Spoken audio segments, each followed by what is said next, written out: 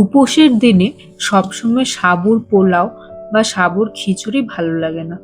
সাবু দিয়ে বানিয়ে নিতে পারো সাবুদানার পকোড়া। এই পকোড়াগুলো খেতেও খুব সুস্বাদু হয় আর তাড়াতাড়ি বানানোও হয়ে যায়। তাহলে দেখে নাও সাবুদানার পকোড়া কিভাবে বানানো হয়।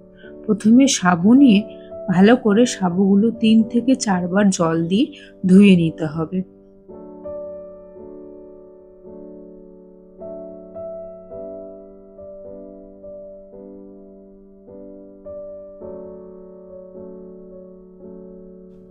এরপর জল দিয়ে 3 থেকে 4 ঘন্টা ভিজিয়ে রেখে দিতে হবে।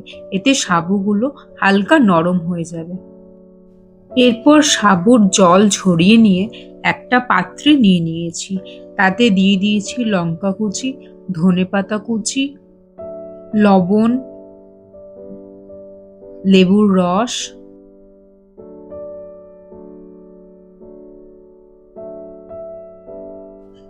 ভাজা বাদামকে কিছুটা অল্প করে ভেঙে নিয়েছি এবং সেগুলো দিয়ে দিয়েছি। আর দিয়ে দিয়েছি সেদ্ধ আলু ও 1 চামচ জিরে গুঁড়ো। সবকিছু ভালো করে মেখে নিতে হবে।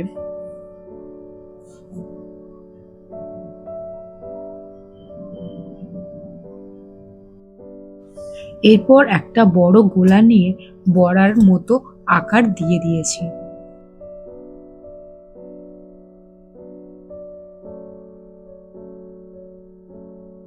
এইভাবে প্রত্যেকটা পকোড়া বানিয়ে নিতে হবে।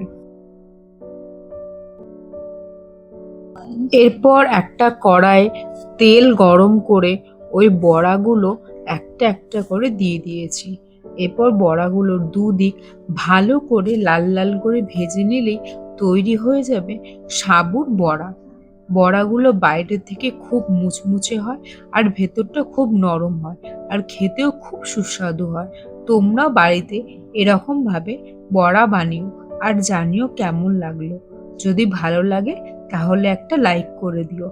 আরও রেসিপির জন্য চ্যানেলটা সাবস্ক্রাইব করে দিও। সবাই ভালো থেকো। দেখা হবে অন্য আরেকটা ভিডিও নিয়ে।